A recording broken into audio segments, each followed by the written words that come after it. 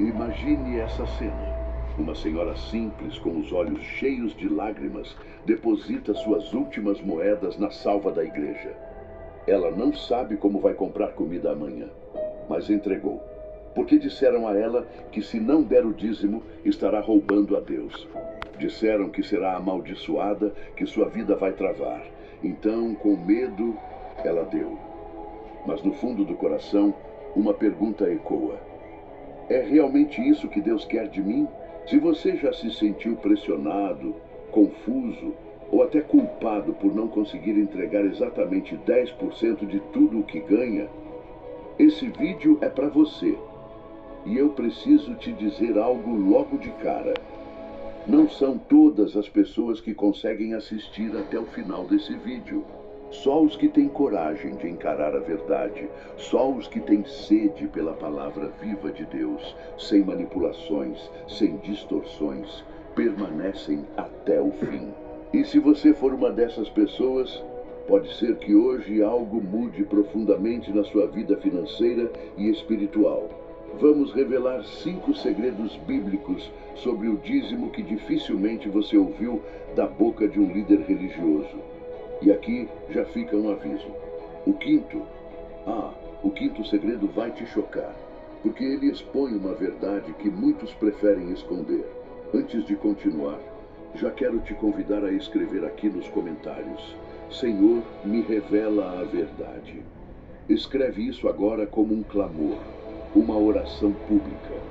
Isso vai ativar o mundo espiritual e mostrar que você está disposto a conhecer a vontade real de Deus sobre esse assunto. Agora se ajeita e abre a sua mente, mas principalmente abra o seu coração, porque o que vamos falar aqui hoje é algo muito sério. E quem tem ouvidos espirituais vai entender. O dízimo no Antigo Testamento: origem, propósito e desvio. Antes de qualquer mandamento, antes mesmo da lei de Moisés, um homem fez algo extraordinário. Abraão, após vencer uma batalha, encontrou-se com um misterioso sacerdote chamado Melquisedeque. E ali, espontaneamente, ele entregou o dízimo de tudo o que havia conquistado. Isso está em Gênesis 14:20. Mas aqui está o detalhe: Abraão não estava obedecendo uma ordem. Não havia mandamento, não havia cobrança. Ele deu porque reconheceu que a vitória vinha de Deus. Esse é o ponto de partida. O dízimo, na sua essência original, não era obrigação.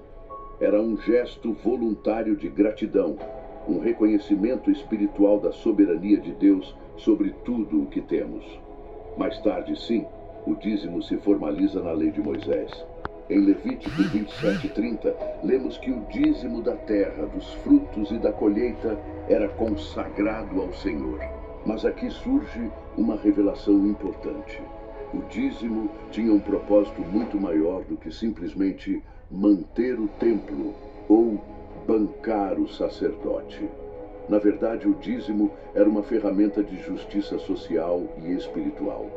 Ele sustentava os levitas, que não tinham herança de terras, mas também era usado, como vemos em Deuteronômio 14:28-29, para cuidar dos pobres, das viúvas, dos órfãos e dos estrangeiros. Ou seja, o dízimo não era apenas um dever religioso, era uma rede de proteção, uma resposta prática ao amor de Deus pelos necessitados. E mais, havia diferentes tipos de dízimo: o anual para os levitas, o trienal para os pobres, as ofertas para as festas religiosas. Não era um simples 10% fixo, era um sistema amplo, com camadas, variações e propósitos específicos. O que mostra que Deus nunca esteve focado apenas em números, mas no coração, na intenção e no impacto social do ato de doar. Infelizmente, como tantas outras coisas, esse princípio também foi distorcido. Em Malaquias 3, Deus confronta o povo por negligenciar os dízimos e as ofertas. Não porque ele precisava do dinheiro, mas porque o abandono do dízimo revelava um coração frio, distante, indiferente à justiça. Agora pare e reflita. Quando você ouve falar de dízimo hoje, você sente esse espírito de justiça, generosidade e cuidado com os necessitados? Ou sente mais peso, cobrança e medo? Comenta aqui. Agora eu entendi o verdadeiro propósito do dízimo. E se quiser, compartilha qual parte dessa explicação mais mexeu com você. Isso ajuda outras pessoas que também estão abrindo os olhos para essa verdade. O que Jesus realmente ensinou sobre o dízimo. Então chega Jesus. E com ele, uma nova forma de enxergar a fé, a vida, a relação com Deus. A pergunta é: Jesus reforçou a obrigatoriedade do dízimo ou trouxe uma nova perspectiva? A resposta pode surpreender muita gente. Em Mateus 23, Jesus fala diretamente aos fariseus, os religiosos que amavam exibir sua santidade. Ele diz: ai de vós, escribas e fariseus hipócritas, porque dais o dízimo da hortelã, do endro e do cominho, e desprezais o mais importante da lei, a justiça, a misericórdia e a fé. E completa: importava fazer estas coisas sem omitir aquelas. Em outras palavras, o problema não era o dízimo em si, mas a inversão de prioridades. Eles eram meticulosos em entregar até o dízimo das ervas, mas esqueciam da justiça, do amor, da fé verdadeira. Cumpriam regras, mas ignoravam o coração da fé. Jesus nunca condenou o ato de dar, mas ele denunciou a hipocrisia. Dar como se fosse um negócio com Deus, uma forma de se justificar espiritualmente, enquanto o coração permanecia frio, orgulhoso, endurecido. Em Lucas 11:42, a fala de Jesus é ainda mais clara. Ai de vós, fariseus, que dais o dízimo da hortelã, da arruda e de toda a hortaliça, e desprezais a justiça e o amor de Deus. Veja, Jesus está dizendo: vocês estão focados no externo, mas o que importa mesmo, vocês ignoram. Então vem uma das histórias mais impactantes, a do fariseu e do publicano, em Lucas 18:9-14. O fariseu ora com orgulho, dizendo: jejuo 2 vezes por semana e dou o dízimo de tudo quanto ganho.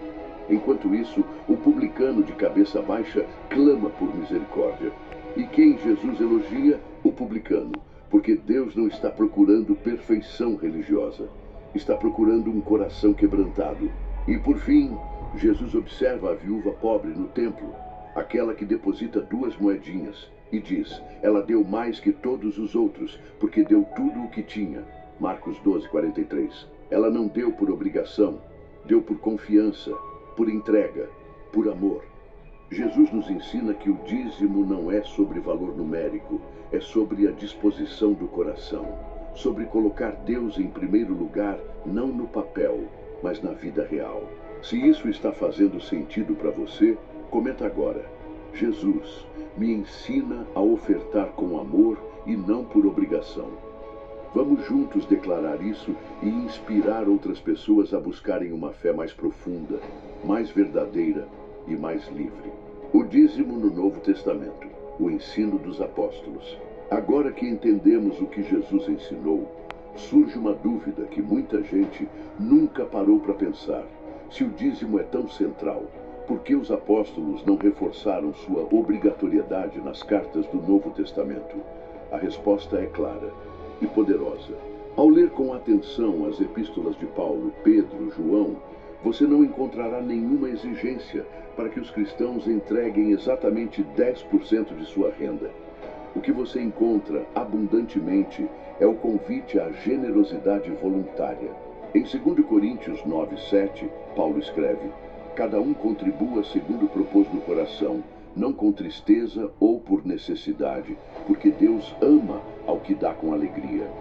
Olha a diferença. Não há porcentagem, não há obrigação, não há ameaça. O foco está na liberdade, na consciência e na alegria de ofertar. E mais, em 1 Coríntios 16:2, Paulo orienta a comunidade a separar uma oferta conforme a prosperidade de cada um. Ou seja, quem pode mais, dá mais. Quem está apertado, não é pressionado.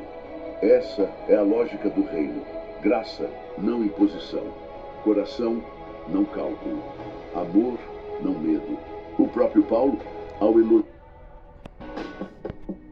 elogiar a generosidade dos filipenses em Filipenses 4,18, diz que a oferta deles foi como um perfume suave, um sacrifício aceitável e agradável a Deus. Repare, não era um pagamento, era uma expressão de amor. E ainda tem um detalhe importantíssimo: a generosidade cristã vai além do dinheiro. Envolve tempo, talentos, serviço, compaixão, intercessão. Tudo o que temos e somos deve estar disponível para Deus, não só uma parte da nossa renda. Infelizmente, muitos hoje usam o dízimo como moeda de troca. Dê e Deus vai te abençoar com mais dinheiro. Mas isso é uma distorção grave do Evangelho. Deus não é banco, Ele é Pai, e pais não cobram taxa de amor. O que o Novo Testamento nos mostra é uma transformação profunda. Não somos mais regidos pela lei, mas pela graça. E sob a graça, a generosidade é fruto de gratidão, não de medo. Se isso está fazendo sentido para você, escreve aqui nos comentários. Eu quero viver a generosidade da graça. Vamos formar uma corrente de fé consciente, madura e livre em Cristo. O perigo de transformar o dízimo em moeda espiritual. Pouco se fala sobre isso nos púlpitos, mas é uma verdade que precisa ser exposta com coragem. O dízimo tem sido, em muitos lugares, transformado em uma espécie de moeda espiritual. Uma tentativa, muitas vezes inconsciente, de comprar bênçãos, proteção ou prosperidade com 10% da renda. E aqui está o perigo. Quando a oferta é feita com medo, com culpa, com a intenção de negociar com Deus, ela perde seu valor espiritual. Muitos já ouviram frases como: se você não entregar o dízimo, Deus fecha as portas. Sua vida está travada porque você está roubando a Deus. Quer ser abençoado? Dê o dízimo primeiro. E com isso, o ato de doar deixa de ser uma expressão de amor e passa a ser uma forma de autoproteção religiosa, um seguro espiritual forçado por ameaças emocionais. Mas deixa eu te fazer uma pergunta sincera. Que tipo de pai exige dinheiro do filho para abençoá-lo? Deus não é comerciante, Deus é pai. E um pai amoroso abençoa, corrige, sustenta, porque ama, não porque foi pago. A Bíblia nos alerta severamente contra essa lógica distorcida. Em Atos 8, Simão, o mágico, vê os apóstolos impondo as mãos sobre as pessoas e elas recebendo o Espírito Santo. E o que ele faz? Oferece dinheiro para ter o mesmo poder. A resposta de Pedro é dura: o teu dinheiro seja contigo para a perdição, pois cuidaste que o dom de Deus se alcança por dinheiro.